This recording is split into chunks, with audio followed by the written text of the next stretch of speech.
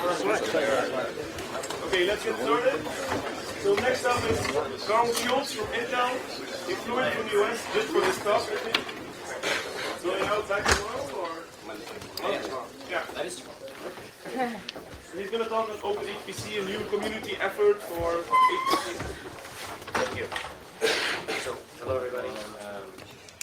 So I'm going to be talking about OpenHPC, and I'm going to start off with a quick overview of the talk. So I'll give you a little bit of background and motivation for the effort, who's sort of involved, and then talk about the components that are actually involved and included in OpenHPC. And then, as this is a nice technical community, I want to sort of peel the onion a little bit and talk about the development infrastructure and what we're using and how we're building all of these packages. And I'll talk also about integration testing, and finally end up with some participation options and future timelines. So, motivation for this community. This is a new community. It actually went live at the end of last year in November at the big conference in the US, which is a big supercomputing conference. And ultimately, the reason to sort of try to start a community like this is because many of the sites around the world spend a lot of time integrating a lot of open source software for high performance computing. And the reason that they do that is often because they can't get it from the distros themselves. Or they want a newer version and the distro doesn't sort of keep up in that type of pace.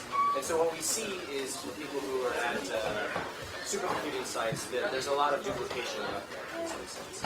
And so part of the motivation is to try to address this duplication if possible. And when you think about it, there's an awful lot of internal kind of tools that people create, right? Every big supercomputing center tends to write their own tools to manage their system, and they often have a big staff that is in charge of keeping up with their software. So, that involves provisioning, maintaining all the software installations, config management, and like I say, there's a lot of duplication, but it's not exactly the same. So the functionality is similar, but to be honest, it's not everybody is doing the exact same thing. So it makes it hard to have a common denominator. So when we think about this as background, the question is, well, if we were to start a new community, what could we do, right? What would you pick first? And at least the way that we have gone thus far is to focus on the least common denominator, which really is the software itself, right? Not focusing on how you might provision a system, but focus on the software that you're going to put on the system. And so that's what we have done, focusing on the packaging of HPC software. And I'll show you as we go along that we've adopted some conventions. You can argue whether you like them or not, but we've established some basic packaging guidelines.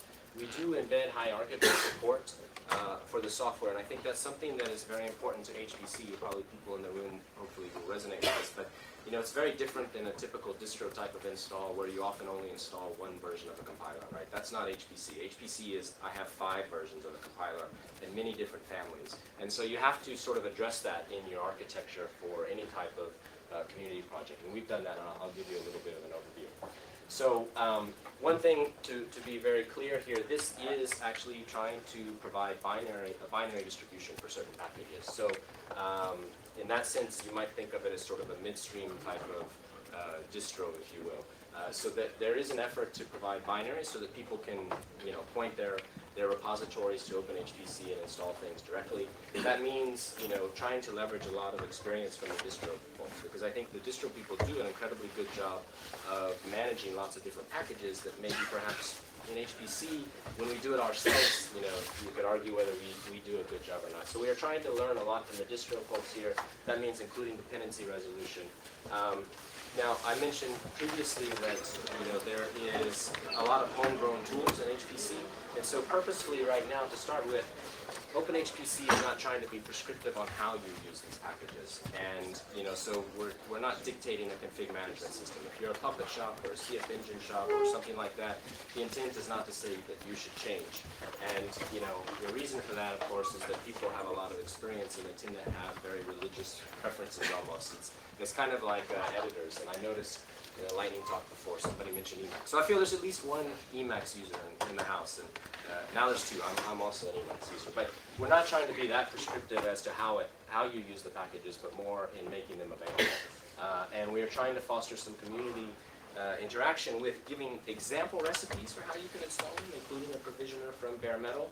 But at the end of the day, you're providing a repository, and they're just packages. So how you use them, to be honest, in some senses, is your business.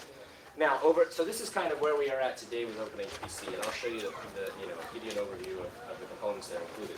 But over time, we also want to go beyond just being an integration story. We want to be a community that is also helping develop new content. So that means looking for interface points between different components and developing APIs and libraries between them. And so the example that I tend to use the most right now is, there's a big push as we go forward when you think about managing a big HPC system. Right now, typically you think of installing compute nodes sort of as mostly a one-time kind of thing, right? But when we think going forward for a much more dynamic environment that is integrated with the resource manager, we think of provisioning actually being something that happens associated with the job, right? And you can imagine that if you're going to switch out different provisioners, that's a nice type of opportunity to sort of abstract what provisioner you're using under the covers. So that's an example of what we're talking about here. So over time, we do want to explore the definition of interface points between a number of components.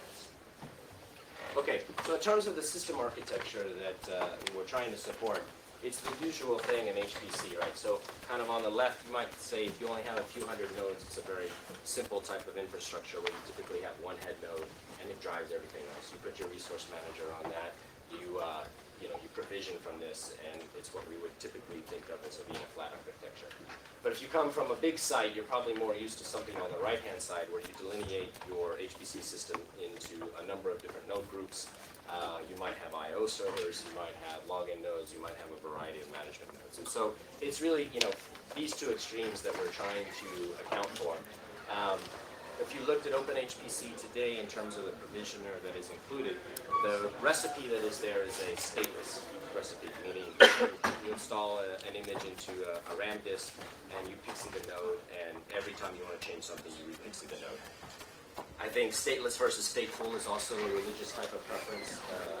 You're not really going to change depending on which camp you are. So there's definitely an effort in OpenHPC to provide diskful or stateful types of recipes as well. But as it stands right now, it is a stateless configuration. In terms of the community, I mentioned this started very recently in November. We have a number of folks who are participating in the community. It's actually being housed under the Linux Foundation out of the US as a collaborative project. So we're actually still in the process of really formalizing the governance structure of how it's going to work. But you can see there's a reasonable amount of interest from OEMs and a number of end user sites and ISVs as well. So, and if you're interested, I invite you to join and be involved in the working group at the Linux Foundation. All right, in terms of what is actually in OpenHPC, when you think about building an HPC system, I tend to say that everybody has a plot like this. It tends to look a little bit different, but it's the same idea over and over and over. And it's the concept that you need a lot of different functionality to really build and manage an HPC system, right? Starting with the kernel. Of course, we only care about Linux. That dominates HPC, so everything is Linux. But there are a lot of things that sit on top of Linux in terms of fabric management, meaning interconnects, provisioning, all the way over to things that the end user cares about, which is the software development tool chain.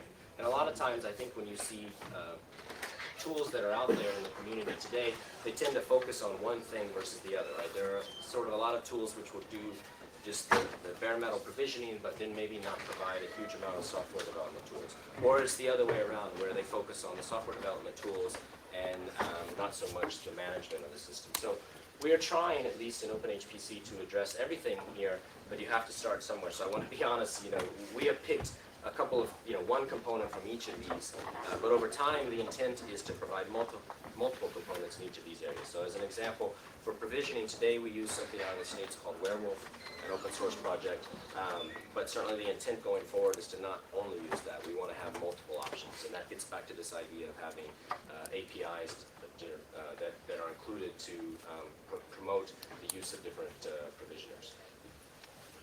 Here is a snapshot of what's in OpenHPC 1.0. we are providing, I mentioned that we're providing binary builds, so it really is a repository. It's it's something that you would install your base OS, you would enable a repository, and then you would have access to all of these packages.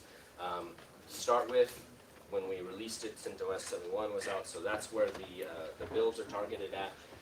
Red Hat is reasonably, and CentOS is reasonably prevalent in the US from an HPC's perspective. So that's what we started off with. And we sort of group all the packages into different functional areas. So administrative tools, provisioning, resource management. So these are all the things that are there now. I'm going to spend a little time talking about some of the hierarchies. So, just pointing out here that we are trying to address the fact that people use different compilers, different MPI stacks on HPC systems. So we have prepackaged those. And you might also say, well, why are you even bothering with something like GCC? That's something that you can get from a distro, right? But what is fairly prevalent, I think, in HPC is you see a lot of sites want a newer version that comes from the distro, right? A lot of times, by the time something makes it into the distro, it's usually, it could be a year, or if it's an MPI family, it might be 2 years old. So what we are trying to do here is include newer versions of components that are important to the community. And the convention is that if the version that's good enough, the version that's in the distro is good enough, then there's no reason to repeat it. We only want to put things here that the end consumer might want. So this is everything that we have today, and I'll show you on the next slide sort of some new things that are coming. I do want to point out a couple of little things. So if you look at this, you might say, well, my favorite package isn't here. And certainly that is always going to be the case when you get into this sort of scenario where you're providing binary builds. So we do want to provide the capability for people to help themselves, obviously. I mean, there's nothing preventing you, 10 minutes left from, thank you, adding on top of it. And you'll see, inclusion of other packages which make this easier, like Easy Build is an example that, people, if there's a package that's not part of OpenHPC, we include Easy Build so that they can, very easily reference a bunch of other packages that might be part of the Easy Build community and add them on top. All right, so this is a snapshot of some future additions. Things like, I mentioned this idea to have multiple provisioners. So today we have Werewolf. There's activity going on with XCAT, if you're familiar with that, which is another provisioning and configuration management system. And I just show this as if you have suggestions for things you'd like to see here, we're just maintaining a list that everybody's suggesting. Please let me know, and we'll add it to the list and try to get it added. Okay.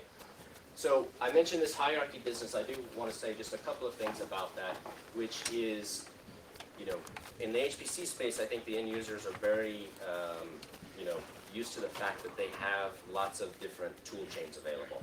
And if you're a C++ guru, you say, I'm only going to use GCC and to hell with everything else, right?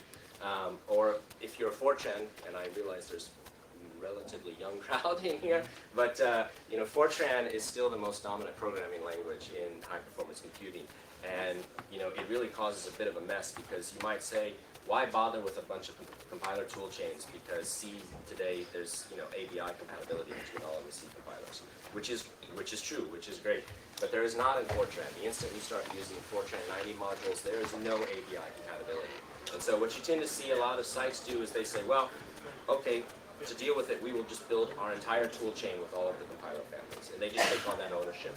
And OpenHPC is doing the same thing, and this slide is just trying to highlight this, meaning that we will have builds of a particular component, like this is an example where you see HDF, which is a very popular I/O library, and you see that we have a build for the GNU compilers and also for the Intel compilers.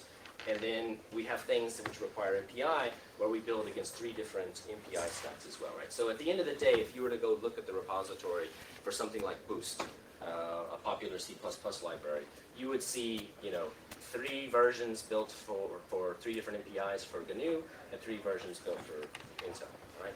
And this, because of this hierarchy, it's something that really is embedded into the overall infrastructure of OpenHPC, and I'm going to show you that from top to bottom, the build system, also in the end user environment.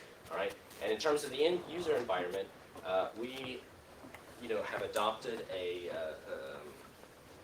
hierarchical system which which knows that you're going to have multiple families, and it embeds it into it. So this, modules is something that has been around for more than 20 years. Probably people are familiar with that. The version that we are using comes from Robert McClay, who's in the audience, called LMOD, which is a new implementation, newer, I don't know, gosh, now it's 9 years old. Well, it can't be 9 years old. 8 years old. Oh my gosh.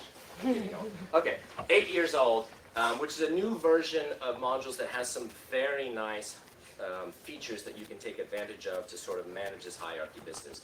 And I don't want to go into too much detail. The only thing I want to point out is that when you get into the business of deploying software on HPC systems, you have to sort of make a decision. You either have a flat approach where you just show everything to the user. You show them hundreds of packages and just let them fend for themselves, or you can adopt a hierarchical approach.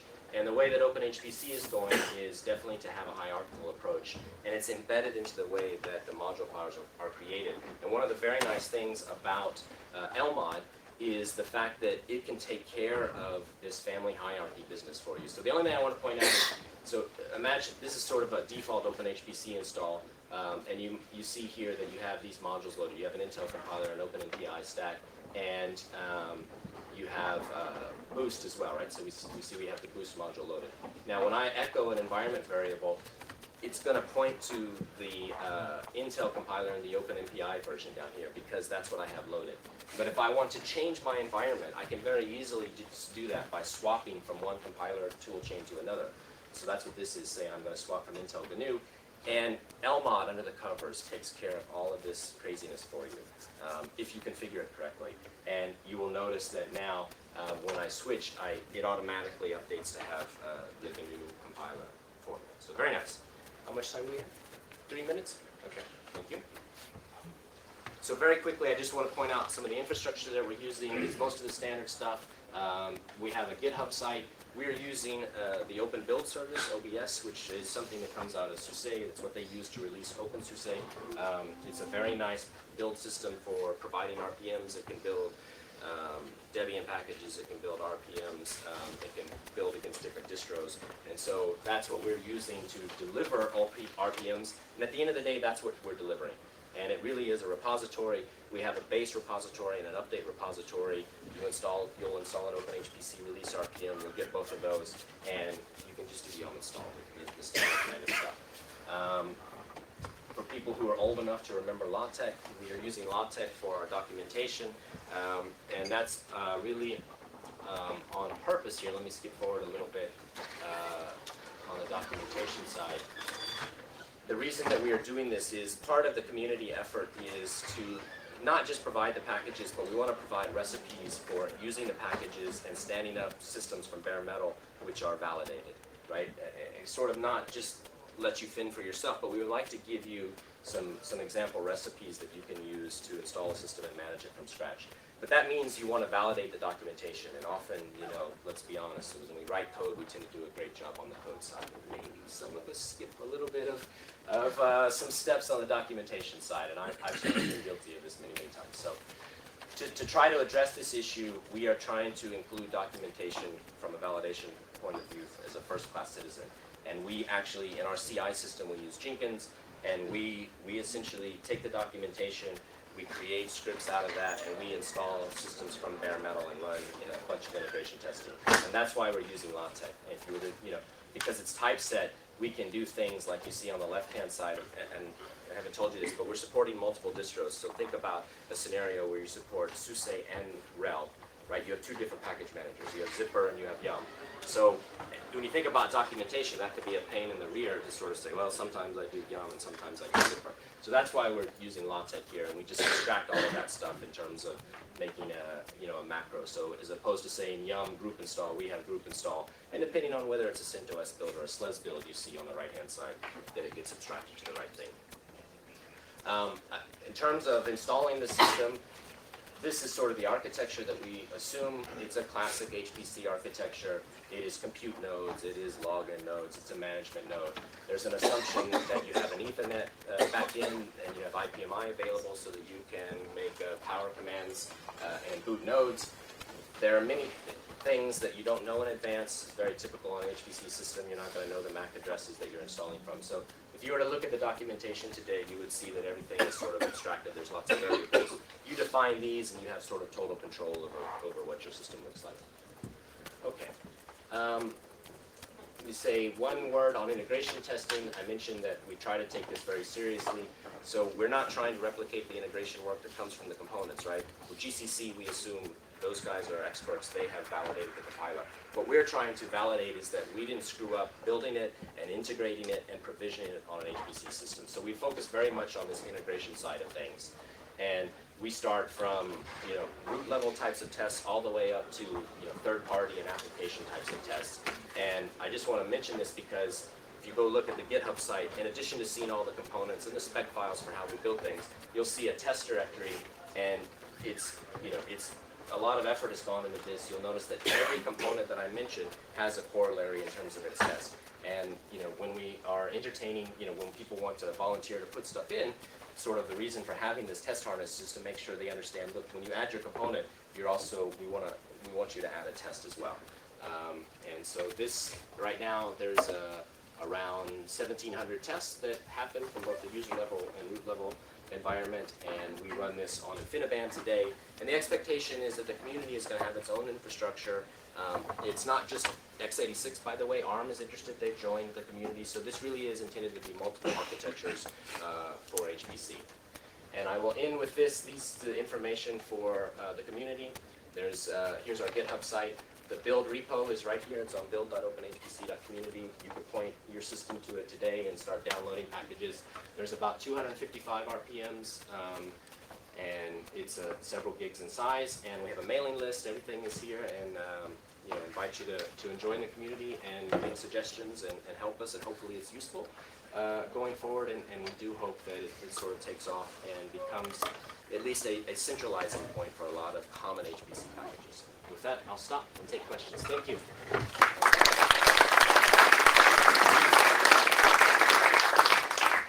Any questions for Charles?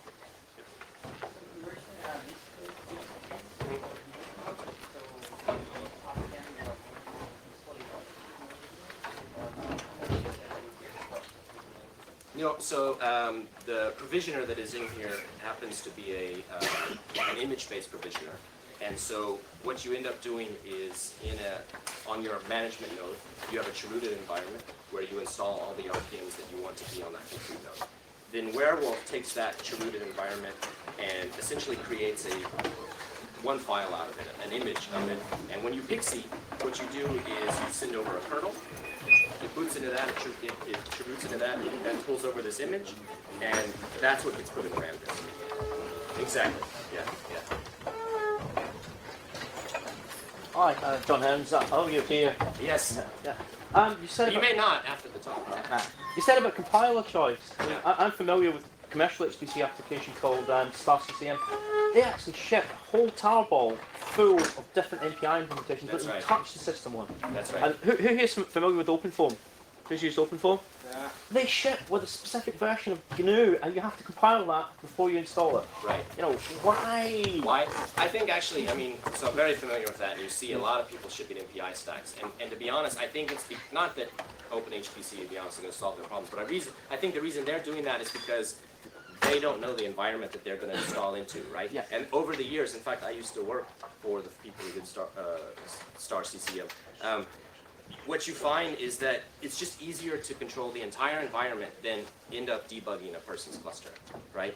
And so that's part of why hopefully something like OpenHPC can be useful if people sort of like buy into the conventions, right? We have to agree on the conventions, but if you could say that, you know what, MPI is there, and I know where it is, and it's really working because of all of this integration testing, then maybe you would stop doing that nonsense. But we've got RPM dependencies. That's what you said. That's right. Yeah. That's right. I need OpenHPC version such and such. I need GNU 4.7.1, or I won't work.